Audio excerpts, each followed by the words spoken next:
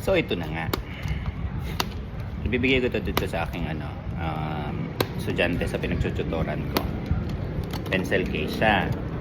May lagayan. Tapos may lagayan din dito mga crayons dyan, mga pangkulay. Tapos dito man ay mga lapis-lapis. Tapos dito is may pantasa. Napaghahalataan tayong walang ganito nung bata pa. So pinipilit kong buksan.